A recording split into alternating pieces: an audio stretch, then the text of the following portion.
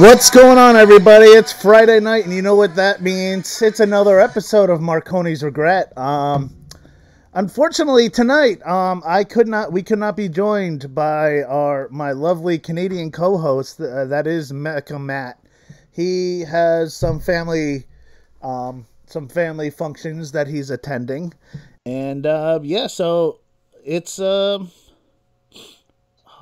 did I not hit? I didn't hit start recording. All right, let's do this. We're off to a great start, Chris. Okay. All right, so.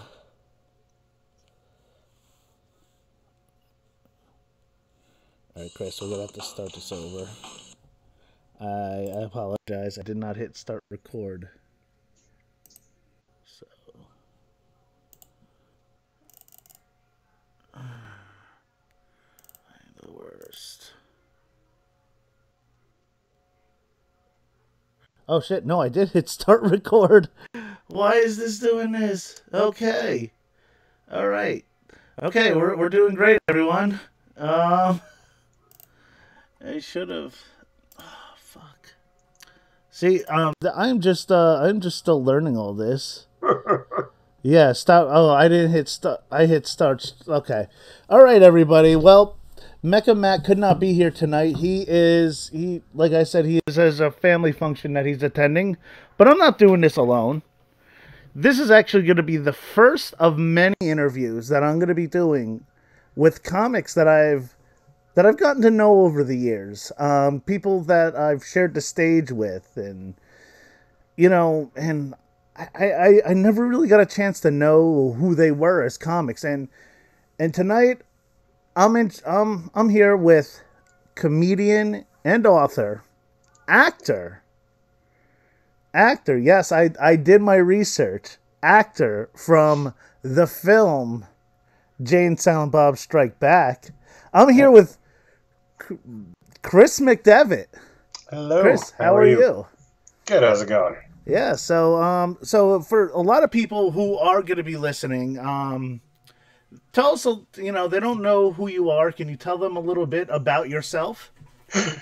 Nobody knows who I am. Who I was is more apt, but also just sad. Yes. Yeah. I was a stand-up comedian for a time there. Written some books. Like you said, I was comic book shopper number 2 in Jay and Silent Bob Strike Back. I was a guest on a radio show that was pretty popular in Philly about 10 years ago. So that lets you know how my cred is popping. Was in one of their movies, the Phone Screener, who's actually since gone on to make several documentaries that you may or may not have seen. He's probably the most successful out of us, and he was the guy that was just answering the phones. Oh wow, yeah, that's interesting. You're also on Howard Stern's. What was it, the Kill or Be Killed? And yeah, that was a contest that I guess Sal, the stockbroker, was like programming when he had the Howard 101 and Howard 100 with the two channels. He still does have them. They're not the same. They are not. I don't know. I mean, the guy works like 15 days a year, right? Something like that. Yeah, pretty much.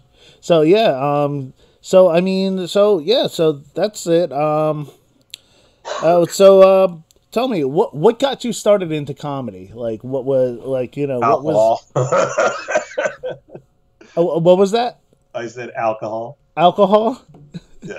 Is that the full answer, or is that the short answer? I mean, that if you look back at my career, it has to start with drinking. I mean, there's defense mechanisms, picked on in childhood. But, I can assure you, 90% of comics were picked on, and this is defense mechanism. Yeah, they said that, like alcohol lowers your inhibitions, and apparently without my inhibitions, I'm a sociopath. So that was pretty much what launched. He was great at writing a dick joke or two, Yes. So it wasn't like you didn't grow up with watching Night at the Improv or SNL. Oh yeah, no, I did that. Yeah, I grew up with a mother who doesn't laugh out loud, so that's definitely a seed of it. But yeah, I mean, we had illegal cable, so I got to watch, HBO's One Night Stands and stuff like all through the late comedy boom of the late 80s and 90s. Yes. Good old comedy boom. Yeah, that's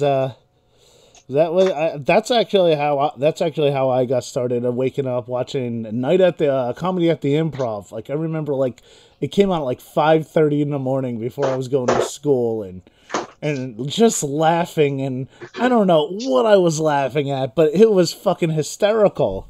Janine Garofalo is one person that I could definitely say was on there, and I was like, I don't know what I'm laughing at, but all right. So alcohol is the biggest your contributor to why you got so. Now, were you in college? Were you in high school? Like what? The first time I did it, I was in college, and so the Rascals was still down the shore then. Yeah. And, okay. Right at the circle over there, right off of Asbury Park, right? Yeah, it was like by the Hooters. There was like a Hooters and a Rascals, and it wasn't all just the Seaview Square Mall. They should call it the Seedy Square Mall, not the Seaview. The place is seedy as hell. It's really gross. It's reminiscent of the Dirt Mall and Mallrats, but actually indoors. Mm-hmm. So we were down there, and I think they had a comedy night or whatever, and so I signed up to do it. Same way I signed up for like the Bachelor auction, where I think some black dude bought me for like 67 cents. It was you mom, bitch. Yeah, well, he was just doing me a favor, so I didn't go for nothing. But I'm gonna get my 67 cents worth out of you, son. So they did the comedy night, and I went up there, and I think my girlfriend at the time had just broken up with me, but she was still like running the camera.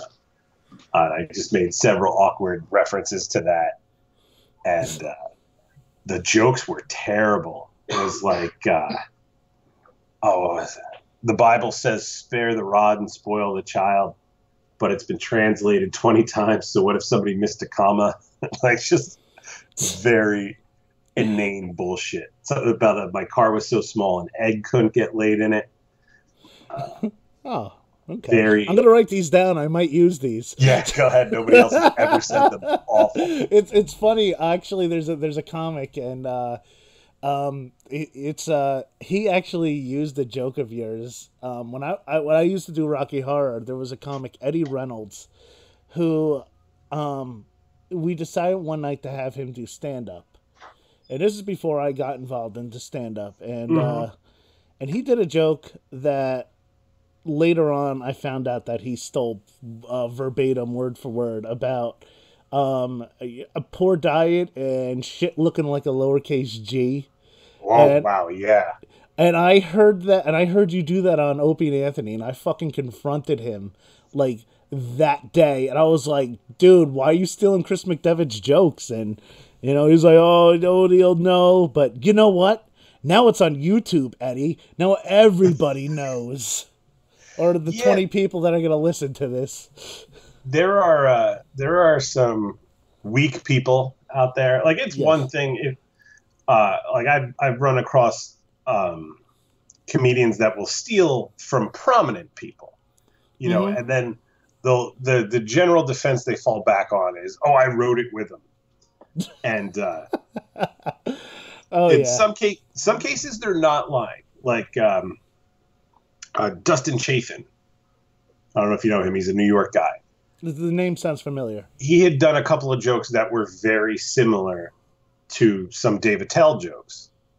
But that's because he was he was the cowboy and his roommate was the midget that Attell was always joking about. Oh, okay. So sometimes you find your way into somebody's act, and maybe you both have a similar take, and that happens. So wait. More importantly, Dave Attell did have a midget best friend. Yeah. Okay. Nick Novicki or whatever. He was a New York comic. I know he was on like The Sopranos and a couple other things. Whenever whenever you see like a baby-faced midget who's probably now in his 40s, like running around with angel wings and stuff, it's usually that guy, the guy that baby-faced midget. It sounds like a mob boss. Wait till baby-faced midget gets a hold of this, see? Oh, baby-faced midget. That if you're listening, hashtag baby-faced midget right now. Put that on Twitter. Make it go fucking viral. I don't care. Yeah. So within getting into comedy, what were some of your influences? Like, what were who were the people that you emulated and looked up to? And I loved Richard Pryor, Andrew Dice Clay, Carlin. Robin Harris, the Baby's Kids guy, was my favorite when I was like 10. Mm-hmm. Comedy is a weird business in meeting your heroes. Like Dice was a complete jerk off when I met him. He soured me on him completely. And it was like, I was probably hammered, but this was back when you could still like smoke inside in New Jersey. Mm-hmm. And the guy spent, hour and a half on stage with a cigarette in his hand, didn't light it. Everybody's smoking. And, I went over to meet him or whatever. And right away he freaks out that I'm smoking around him and stuff. So put it out, no problem. And he had been recording like an album that night.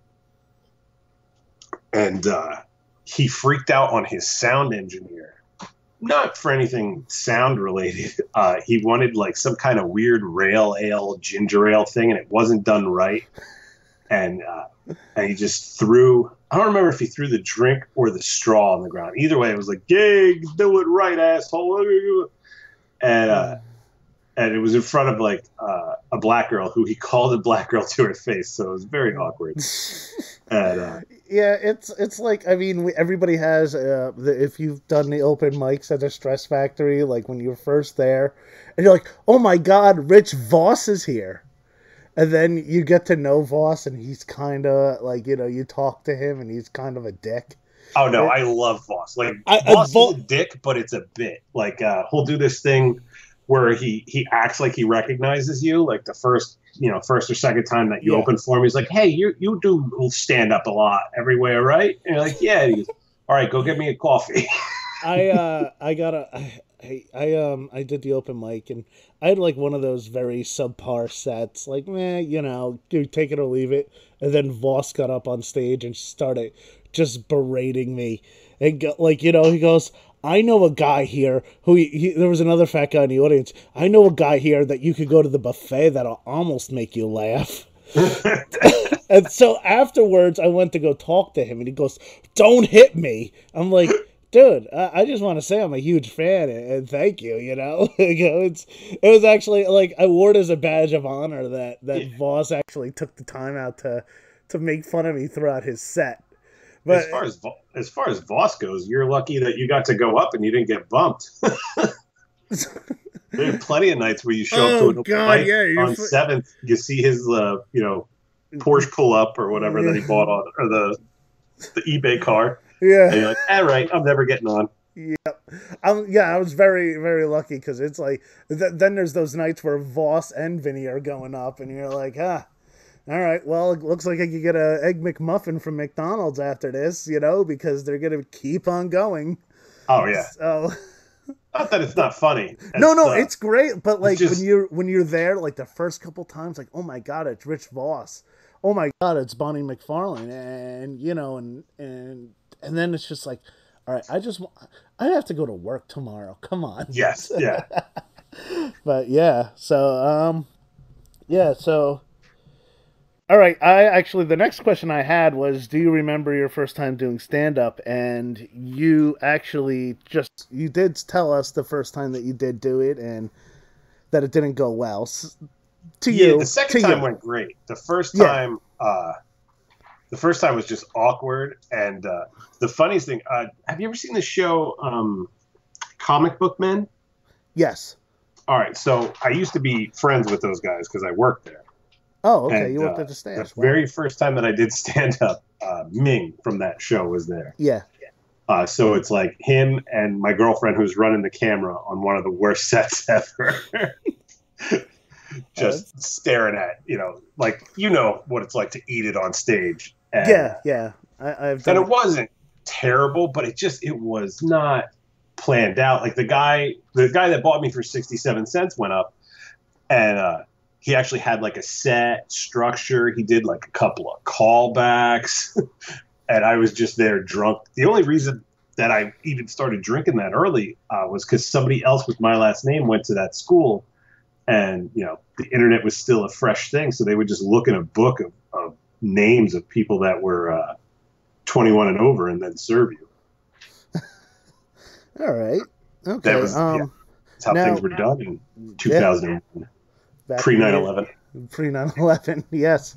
The good old days when you could. They just take your word for it. I'm 21. All right. Yeah. Okay. Yeah. All right. You have facial hair.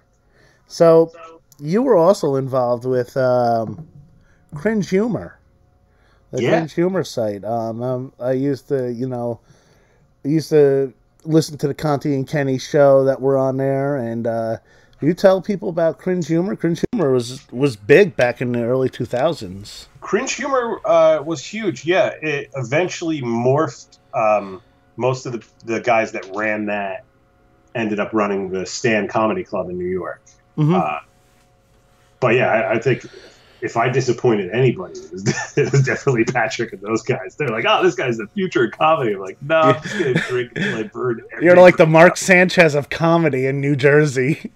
Yeah, well, no, not Mark Sanchez. I don't know who an appropriate analogy would be. The RG3. Who was it? Was it Josh Gordon or whatever that just wouldn't stop drinking? Like, he's a fantastic wide receiver. Oh yeah, Josh Gordon. Yes. Yeah. He's in and out of rehab, like for drugs and shit. Yeah. Yeah, that's kind of like I did all my drugs before I started stand up, but I drank my ass off, and that was kind of, if I was gonna make any analogy sports wise, it would be that guy. I'd be like, this guy, look at the great hands on this kid, the way he takes the field, he's got such a command, and he's drunk again. Look at him do those callbacks. Oh yes, this Chris Mcdevitt, he's gonna go far in comedy. I'll tell you what, he's gonna have a bust in the Comedy Hall of Fame. Yeah. And now look at you. Unless I sneak in there and put it there. Now look at you on a Friday night. You're probably have to speak really low because your kids are asleep. Yeah, they're asleep. My wife was like, she was afraid it was a video podcast. She turned the lights off. She went she's in the sink, walking in and out, taking her medicine, staring at me like I'm some degenerate. That's right. Yeah. The tables have turned. Yes. Oh yeah, you're like, what are you doing Friday night at 10 o'clock? You're like, I had an 80% chance of jack shit. Yeah. Yeah, I asked. I actually. I threw it out there to a few other people, and like, yeah, it's getting on. I'm like, oh, I have a show. I'm like, yeah, okay.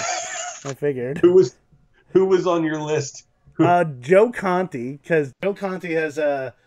He was the first person. You were actually the second person. Second, all right. So it's not. I'm not that far down there. No, you weren't like, huh. I guess I'll get Chris Mcdevitt. Ronnie Moses was going to be next. Ronnie Moses had a stroke. And Pat If that guy knew how to use a computer, I would fucking have him on in a second. For those of you that don't know, Ronnie Moses was he was a handicapped.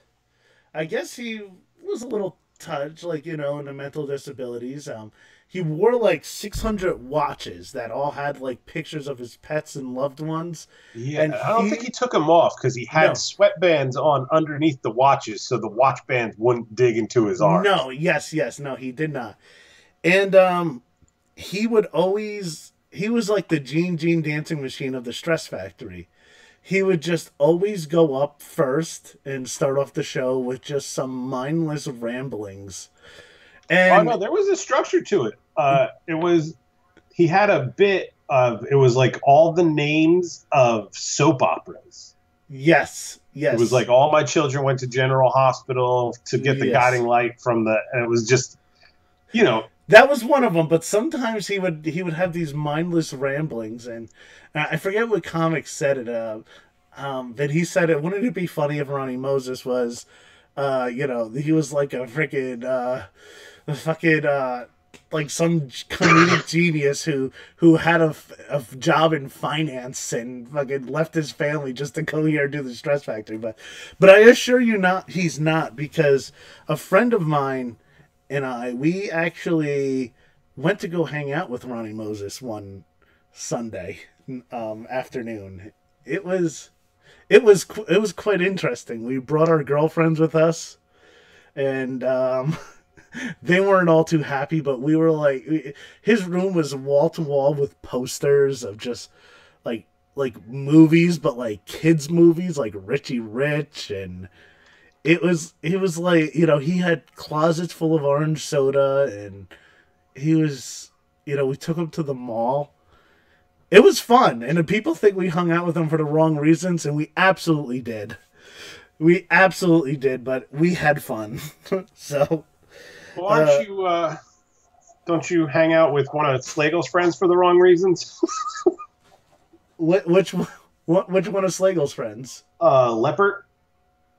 No, I don't hang out with him. Oh, okay. I don't. I run into him a lot. I'm just Facebook friends with him. I run into him a lot at Somerset Patriots games. All right. Yeah, so I see him, and he's a handful. That kid, from what I've seen on his Facebook, but he nonetheless he's entertaining, and that's what life's about. But dude, that's why I'm going to my 20-year high school reunion. Oh, I was on the fence about it, and then they have like a Facebook group, and the nicest way I could put it is the kids that were in special ed when we were in high school were talking about the like open bar. I guess it's like a cash bar unless you buy the wristband, and then it's an open bar.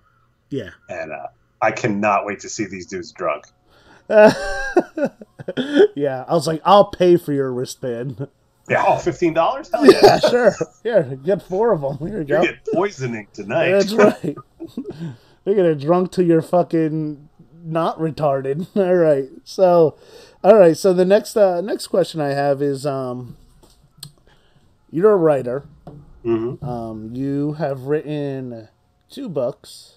4. 3, 4. 4. I'm sorry, but 2 with this one. Now, I have not read the book, but my wife has read both of them and absolutely loved both of them, and she was telling me about them, and I even got really close, Chris, to reading your book.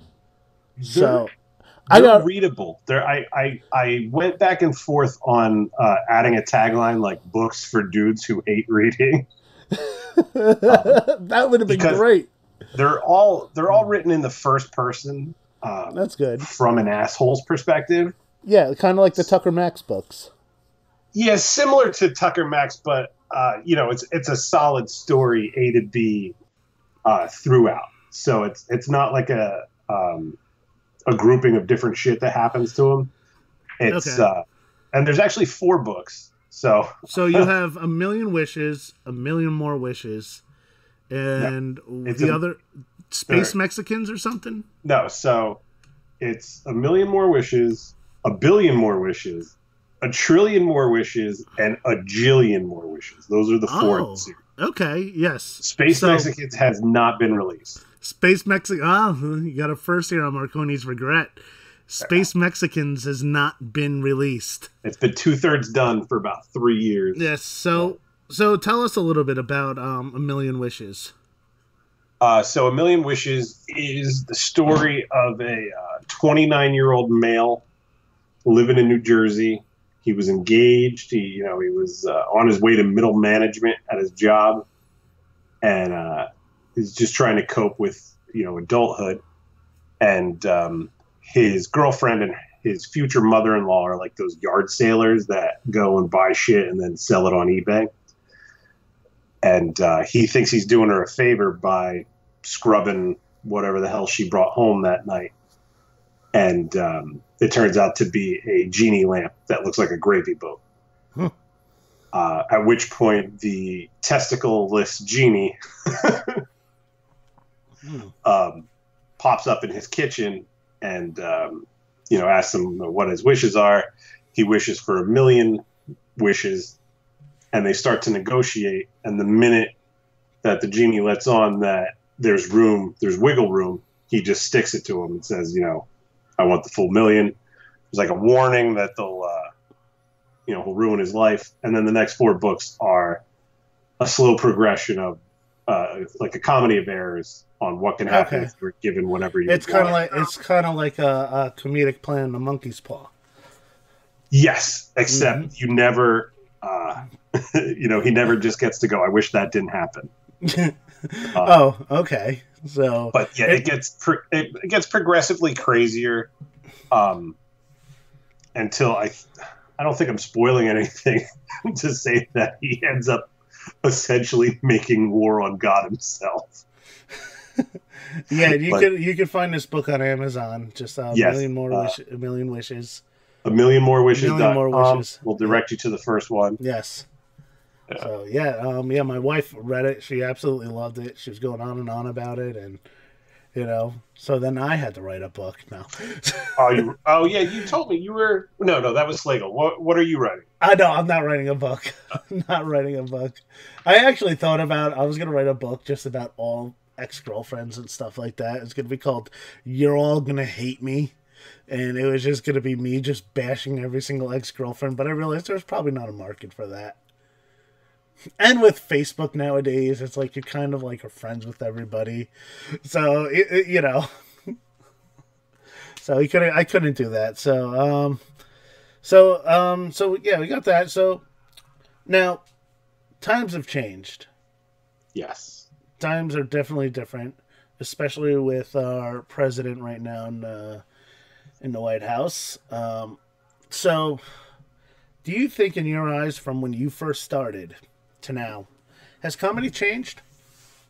Comedy? Yeah, absolutely. It's the high watermark on being like a white male in comedy was ending. It was probably like the early 2000s maybe. Mm-hmm. And since then, like you could have seen the movement, the inclusion movement and stuff coming, where they would start to do the shows and it would be like the ladies of this and the Latinos of laughter.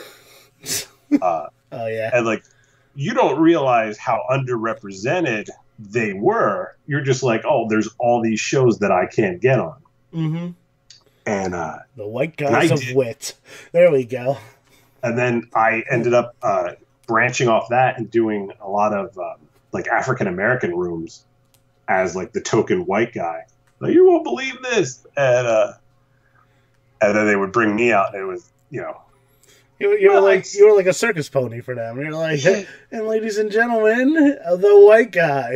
Yeah, 80% of the time I'd say I crushed, and then the 20% that I didn't would be so painful and awful. I did a show for this Respect to Grind Entertainment, where they did some show at some bar in Sayreville. Can you see me, or did you just know I was making a face? No, I didn't. I was not looking at you, but I could just sense it. This guy David L. I sent him a video, and he was like, "Man, you good? I'm gonna have you open up." It was me and Matt Bridgestone and another comic who were there. It was 3 of the whitest guys. Like, the other comic who was there was like ginger. Like red hair, as pale as possibly could be with skin. And those were the 3 of us opening up for a hip hop show. Now, might I add, this show started about an hour and a half late. So not breaking any stereotypes there. So I got up on Chris Mcdevitt. That's you. No, I'm sorry. I got confused. Matt Bridgestone goes up on stage. I go, well, it only makes sense that a show that was that BET is a part of would only start an hour and a half late. So he loses the crowd with that, and I get up on stage like, oh boy, do I stick out like a sore thumb and blah blah blah. And started going on. Like probably like 2 minutes in, they listened to me and then they just started talking. And at that point, I was just trying to get through my set and just go. And let's just say I don't think he ever had comics open up his music showcases again. I used to get those invites. And they'd be like, you could open for Jadakiss. And I'd be like, I don't think you've ever seen my act. And you would turn out, it's like, all you got to do is sell 50 tickets to the concert and you could open up for Jadakiss. I'm like, what the fuck are you even talking about? Like, not that I don't like Jadakiss. I do. Yeah. Because I'm from New York. His ass is local. But that's just the offers, the bringer shows and stuff you get are terrible. It's like, hey, do you like peanut butter and salmon? Because that's how sometimes it is, especially with like a white Irish American comic opening for Jadakiss. It just doesn't make sense. And sometimes comedy and music in general just doesn't go together. No, I've done some train wrecks. I emceed like a hardcore. It was back. I'll tell you when it was. It was June 6, 2006, because it was 666. Oh wow! Okay. So I emceed some metal show, and it was just terrible. It was me and Gino Bisconti. Okay. And they had us trade off like halfway through. Like he would do the front and I'd do the back, and then I did their. Like it went well enough that they had us back again, and I did their St. Patrick's Day show, which if you've never just gotten drunk and heard, hardcore death metal as loud as possible, it was not. But if you've ever heard the story of where I was drunk driving and peeing out the car window, and I thought I had to throw up, and I didn't want to pee in my face. And then I just ended up shitting myself. It was that night. Okay, all right. So comedy and music generally do not mix. No, they do not. Me and my cousin's like he's like a great guitarist and like vocalist. So we thought it'd be fun for me to like go on after his band. Nobody wanted to listen to what I had to say. Nobody. It was at the Crossroads. And, like, the few people I brought there, they were like, yeah, okay, yeah, he's, we've heard this before. And then, like, everyone else was like, bring on the next, and they're doing the band that's coming up after my cousin's band was doing a sound check as I was doing my stand-up. It's like, you could have just said no. It never goes well. And, so you actually, being in the places you've been close to the top, and you started how all of us have started. What would you say the pros and cons are of say if you're talking to a young comic right now? What would you say the pros and cons to this business is? There are no pros. One of the things that I noticed the more I did it, especially down in Philadelphia and Helium, I got to work with some really big names. I did Louis C.K., Bill Burr, Patrice O'Neill, Nick DiPaolo. Mm-hmm. And the one thing that I noticed, and the Washington that is not on Brooklyn Nine-Nine, Robinson. Sorry, the Robinson. Yeah, Craig Robinson. Yeah, I did Craig Robinson, not Greg Robinson. He would always get pissed at me because I'd say it wrong. But they were miserable. They had gotten to the top of touring comedians in the country, and the only thing they wanted was to not be on the road 38 weeks of the year. Like, what you were aspiring to was not what they wanted to do at all. So it's kind of funny that, for a while there, everything was like, oh, you're great. Like Mitch Hedberg has a joke about, you become good at comedy and then they ask you to write a TV show or whatever. Yeah. You asked a great cook to farm, so that joke, yeah. Yeah. So, but that was what they wanted.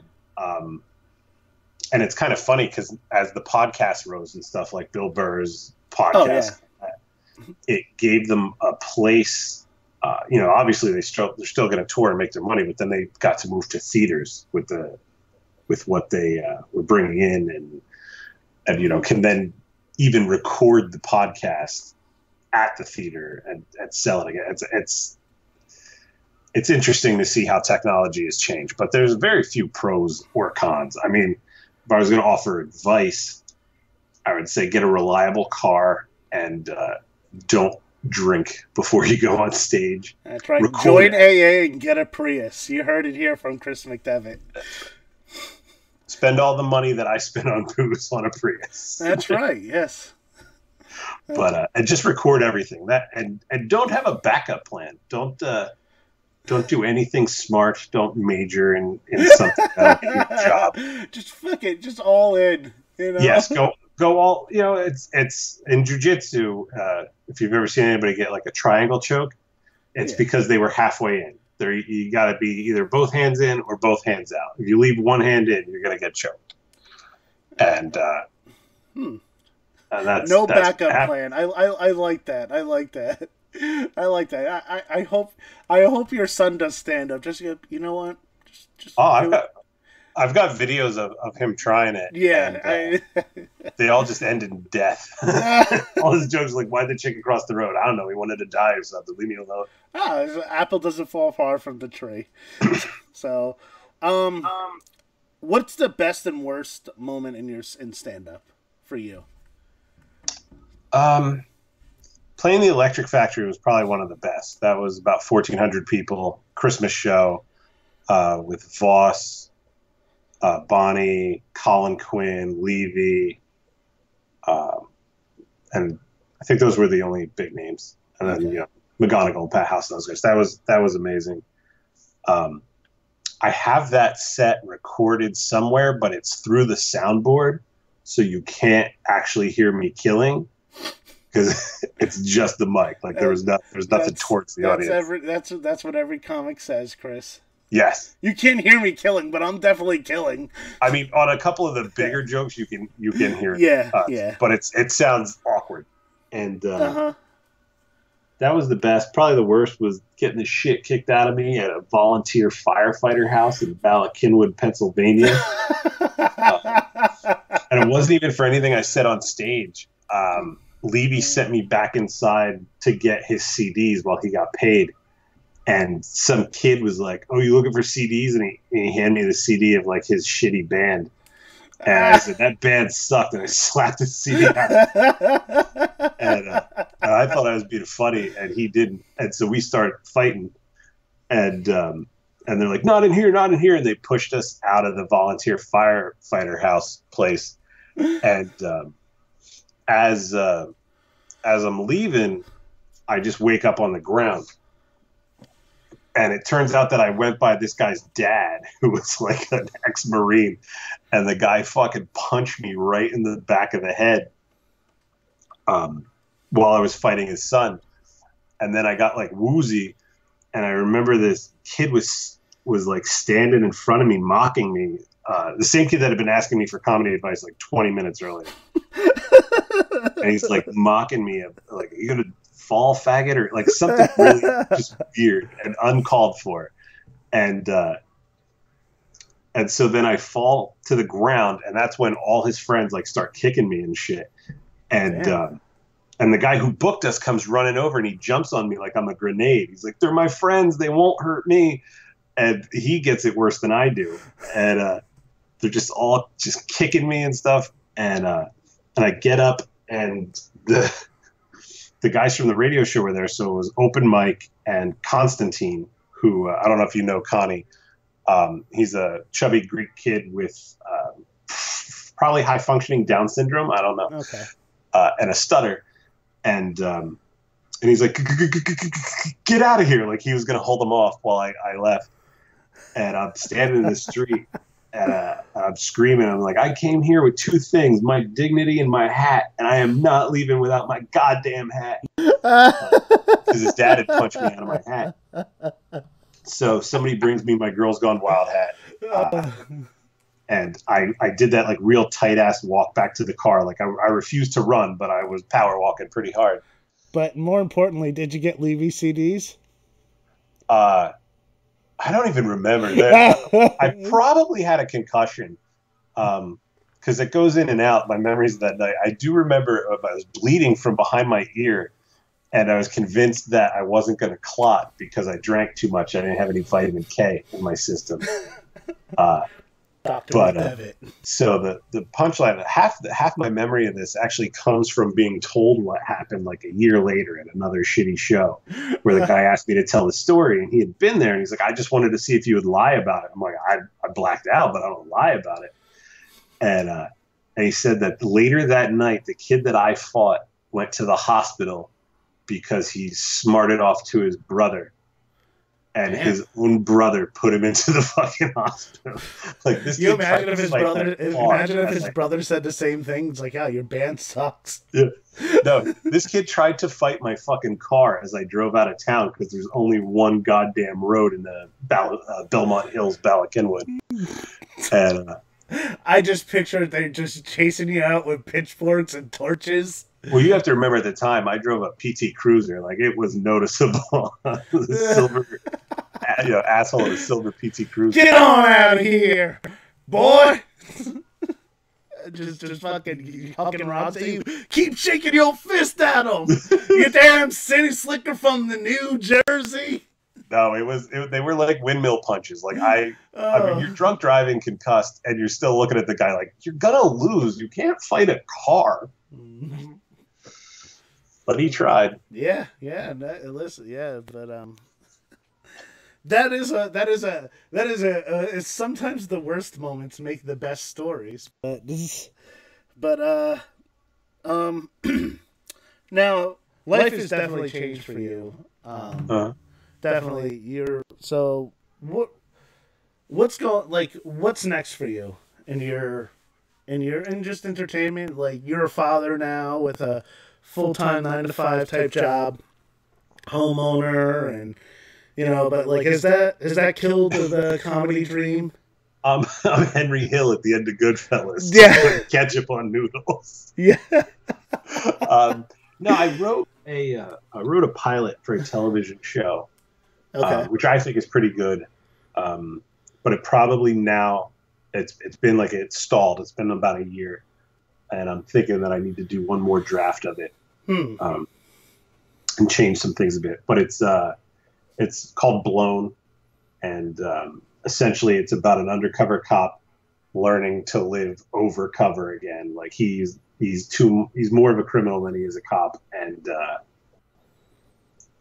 nobody wants him on the force. And so it's there are parts of it that are like The Sopranos. If you remember when Tony was in therapy. Yes. There's parts like that. Like he has a therapist that has to sign off on him getting his badge and gun back because he's been undercover for 3 years. I think there was it's funny. I think they touched on a character like that on Brooklyn Nine-Nine. Oh, sort of, but that's whatchamacallit. The guy from The League. Yes. Yeah, he's just a maniac. Period. Yeah. This was a show that I had initially written for Norm Macdonald. Like in my head, he was Norm Macdonald, and I could see Norm playing a part like that. Yeah, but he's 60. Did you know that? You know Norm Macdonald is 60 years old. He looks like he looks like he could be 60. So yeah. I hit him up on Twitter a couple times. Like just a question, random question. What's the youngest you would feel comfortable playing? But I wrote it with him in mind and with Bonnie McFarlane actually in the female lead. And it's gone back and forth. I think that Jim Florentine could do a good job with it as well. But it's just a very deadpan-y, kind of character. And the undercover assignment that's Blown is he's a human trafficker for the Russian mob's jackhouses. So he's not really a nice guy, but it was fun to write. Definitely. Now, I want to what happened in the beginning of the week. I one of the reasons I wanted to have a Comic-Con was just because of what happened in the beginning of the week with Roseanne Barr. What's your take on this, and how do you think that ABC handled it, and how she handled it, and what she said, and what do you think about all of that as far as just, She had all her money from the first time around. Yes. And then she probably lost like half of it because of Tom Arnold. So whenever you see Tom Arnold's face, just thank Roseanne for that. So they somewhere like, let's cut back. Let's go a year and a half, whenever this enters development. And somebody's like, in Trump's America, what would be great is if we had something like the Connor family to show us, 20 years later, what it's like, to try to excuse or explain the average Heartland Trump voter. And I understand the point of it, mm-hmm. but the best satire or shining a light on things comes when you are not what you're presenting. Like Stephen Colbert, not that Republican. He's funny as a Republican character, but his personal views differ. Bob Saget, filthy as all hell, but he plays family man Danny Tanner on the Full House and America's Funniest Home Videos, and everybody's happy. Mm-hmm.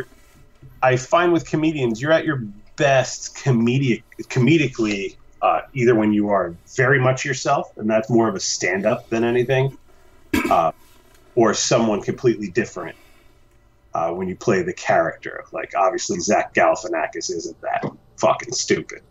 Yeah. But he plays it brilliantly for money on film. So you have Roseanne, who is the show was based on her, whatever, that's fine. But this is a hard time. Like when you're satirizing something, there's a defense to it. It's art. Yeah. Whereas this was interpreted more as her soapboxing than her satirizing. Yes. And I did not watch a single frame of the reboot. I barely watched it when it was on TV. That's just not my thing. It was good. It was good. It definitely, had that same heart. Middle American working family. Just, and I did enjoy the show, but she made her bed now. Well, yeah. And that's the thing is that there were too many things. But there was a huge spotlight on this show from the moment it came out. It got great ratings, so there's going to be a target on its back. Was renewed the second episode.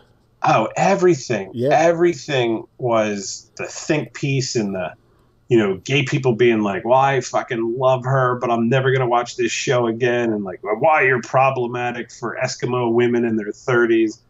Like everybody had a Medium article on this show. And so now I've heard, I see somebody in the chat says the rebranding using Sarah Gilbert. I've heard that they want to keep the cast and just do Nozan, everybody else. But because she has such so deeply interwoven with the show and producer's credits and executive producer, they're going to have to shake it up a little bit. Like, what's that American Horror Story where they use the same fucking people every year, but it's a different setup. They're going to have to do that, I think, or they're just going to be paying her. Yeah, I mean, but in a way, like the comments that she said, do you think she should have gotten fired? And it's hard. Yes, mostly because she went after the comments that she made about the Valerie Jarrett. She lost her, top-rated show on the network television for ill-tempered jibes at a woman that probably conservatively, I'd say 80% of the country has no idea she exists. Yeah. And even you look at pictures of her, I didn't even know she was black. And I had heard, I'd heard she was black. No, I had heard of her because when Obama first left office, he stayed in D.C. because the daughters were finishing school or whatever. And he bought like a bunch of office space and hired her. And there was, talk of some kind of deep state, like, he'd be ready to take the country back if we got too far gone. So I knew of the person that she is. Mm-hmm. But just the idea that this is who brought her down. This is like, Harvey Weinstein allegedly raped, like Holly Berry and Salma Hayek, and like all these chicks, and like the one that brought him down, the first one I think is. Could you even say her name? Like, do you know her name? No, what was her name? I have no idea. No. She I know doesn't even have the level of fame of a missing white girl. Yeah. Like Natalie if she'd gone missing in Aruba. Yeah, Natalie Holloway. And you would know her name. You don't even know her name. And yet, from her bravery and stepping forward and saying, hey, this dude fucking raped me or tried to rape me. I don't even know if he got all the way with her. But look at all the people that have been brought low from this. And this is not happening because of Trump. This is happening in spite of him. Yes. And it's starting to go a little too far. And like here's the thing. My theory behind that is, if Roseanne was a road comic and she said that, people wouldn't even think anything of it. But when you're on the American Broadcasting Company and you say a comment about, and you say the phrase, and they're about to describe somebody, Planet of the Apes. You should know that, And then she started blaming Ambien. And Ambien said it doesn't make you racist, but because Ambien deals with a lot of other shit. Yeah, I mean, I've said some whacked out shit, not on Ambien, just sleeping to my wife. I called my wife a laptop listener one time, and I insisted that I put her in the office thumbnails, and it just made no sense. But nobody's taking an Ambien and then going, let me get a tweet storm going. Yeah, Ambien, like they should have said, we may have had people throw pillows into ovens and go out for late night drives and not realize it, but we have never ever been racist. Oh no, if she was gonna blame a prescription drug, she should have went after Chantix, because there's a documented, string of people that got suicidal on that. Oh yeah, shot in the head because she should have said that she was drinking on Chantix and she's real sorry. But I don't know if you've seen the guy that's really getting the business. This kind of shows you where it went too far. Is Jeffrey Tambor, the Hey Now Hank Kingsley? Yeah, he lost his show. Where he was a trans woman parent, which again I've never watched because transparent. Yeah, I've heard it's great, but it's just not me. It's not. There's so many things on TV. You gotta let go of some of them sometimes. I like to see myself represented. So it's like if the guy that played Dr. House is in it, I'll watch it. Yeah, he's an asshole. The guys from Always Sunny, I'll watch it. Mm-hmm. But and Arrested Development, he's on this now. It's coming back for like its 5th season. Yeah. And people keep saying, oh, isn't it problematic? Like, we have to celebrate this guy. He's mean. Like, he didn't rape anyone. No. He doesn't even have the level of like Morgan Freeman accusations against him. He's being vilified for like shouting at people. And he was rude to his assistants, and his assistants were trans because, he's like an actor. He just figured he'd have trans people around and kind of mimic their movements, playing a trans, whatever. But that drives me nuts because, everybody wants to be Jackie Robinson, and nobody wants to go through the shit that Jackie Robinson went through. They're like, yeah, I'm included in this show now, and we're bringing it. I'm living my truth, y'all. And then they're like, you can't say that to me. You go, what? You can't shout that at me. I have a problem with your usage of that pronoun for me. Yeah, it's crazy. It's getting a little bit out of hand, but it's the life we live in, and I kind of I just kind of think, you know, it's only a couple more years, and I think things will get back to normal again. And people aren't gonna be as uptight about this whole entire movement, the whole Me Too, and Time's Up, and well, that's fine. Let's get. I mean, I could show you erotica. I think that I wrote on a word processor when I was like 12. And before I even knew really what sex was, and I'm sure it had a casting couch in it. Like, this was just a commonplace thing that was known to be a part of Hollywood. Mm-hmm. The thing that's completely gross about Harvey Weinstein is he actually had it written into his contract that he was like allowed to rape. The way that they did it was, if he paid the settlement money for whatever accusations and stuff were brought against him, he couldn't be fired for like moral clauses reasons, which was part of why when Miramax sold to Disney, the brothers jumped ship and did the Weinstein Company and all that. So people knew, like, this was not this.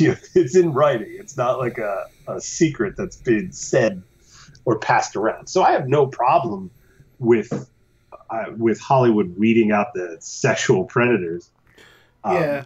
But like Louis C.K., I mean, for forever, that was probably like a good bar story for those girls, and then all of a sudden they're like, Harvey Weinstein, and everyone's like, hey, guess what? I find in America, actually in my book, I make a joke about, you can't speak ill of the dead, but they just fucking shit on rape victims left and right. Like, well, what were you wearing? It was probably your fault. Oh, I can't speak ill of the dead, but it was definitely your doing. But where was I going with that? I had to work the shitty book plug-in. You were saying, Louis C.K. No. That's weird, and that's shameful and odd. And it is odd. I still can't wrap my head around. Like I said to my wife when it happened, because she's my only audience now. Everybody agrees with no proof that Michael Jackson was a pedophile. But what if it was something even weirder than that? Like, what if he didn't like have sex with kids? He just like jerked off to their feet. Like he like kid feet. I think that's even more creepy. That's the thing, though. How do you wrap your head around something that weird and gross and goofy? Like, yeah, but you know what? You might be more on the head about Michael Jackson than anybody's ever been. Yeah, it's just one of those things that's you can't reconcile that, and I think that's what Louis was, because to me in America, the way that people rate sexual assault and how bad it is whether they would be willing to switch places with the victim or not. Okay. Yeah. So when the 16-year-old gets blown by like his 2 English teachers, they're like, it's not rape. I wish I had. Where were those teachers? Yeah, that old gag. We were in school. And it's like, well, they were in school with you. It's the people from your generation that are now, child molesters. But that's the thing. Like, if somebody's like, oh, Bob got held down and fucked up the ass, you go, okay, well, you don't want to switch places with Bob. He lost his power. He got sodomized. There is a double standard with that. Yes, but see, they do it to women and stuff too, and just in general, I could probably count on 2 hands the number of comedians I know that wouldn't just be like, all right, whatever. If it gets me on a tour with you, yeah, I'll watch. Okay. I'd probably do it too. Like, it's a story. That's the thing. It's like you're never gonna buy the first round again. It's like spending the weekend in a Mexican prison. You're gonna eat out on that story for years. Yeah, definitely. But yeah, all right. This was fun. Any last things you want to say before we wrap this up? No. No? Good. There's nothing Man to of plug. many words, but if yeah. you thought about reading, go to amillionmorewishes.com That's and right. try one of those books. And, I always like to see the $2 pop up in my account. Check out his website, too, chrismcdevitt.com. That hasn't been updated in like 8 years. There's a how ChristopherMcDevitt.com, I think. Oh. But yeah, no, and I don't have any YouTubes to plug. I actually have a YouTube. I think it's Chris Mcdevitt. And your son's an my son has a YouTube. YouTube. Yeah, Your son is an aspiring YouTuber, so if you want to plug him, it's Deckles McFreckles, I think, or whatever. I think if you go to DeclanMcDevitt.com, that just goes right to his YouTube. Yeah, he's your son is a I feel like I've watched him grow up, and I've only seen him 2 or 3 times over through Facebook. You know, for those of you that don't know, Chris and I actually live like less than a mile away from each other, literally, and we always see each other not in our town. Yeah, well, I mean, the Piscataway is like 5 exits long. We only run into each other where you shouldn't be, at the Watchung Target. Yes. Chris is a connoisseur, is a Target connoisseur, and it's a whole running joke with certain Targets and certain Babies R Us's and Toys R Us that I should or should not be shopping at. So, but we do run into each other. You can follow Chris on Twitter. Chris, what is your Twitter? I think it's Chris Mcdevitt. You're as great as me with plugs. Terry, you know, my Canadian friend Terry, she's in the chat and saying the only thing that I screwed up is I think I let go of Chris Mcdevitt on Instagram. Okay. Yeah, but I'm sure if you just look up Chris Mcdevitt on Twitter, you'll find him. Yeah, I got about 700 and some. I think I was almost to 8, and then I just lost a bunch of fake people from like Syria and the Philippines. Yeah. So, all right. Well, yeah. Follow him on Twitter. Follow him on I don't know, Snapchat, whatever. Just look up Chris Mcdevitt. Everybody, thank you for listening in, and this will be up all week. And guys, let me know if there's anybody you want to. You know, I hope to do more of these, especially if Matt is not able to do the show. But Chris, thank you for coming in and doing this. No problem. Fun. Yep. All right. Take care, everyone. Have a good night.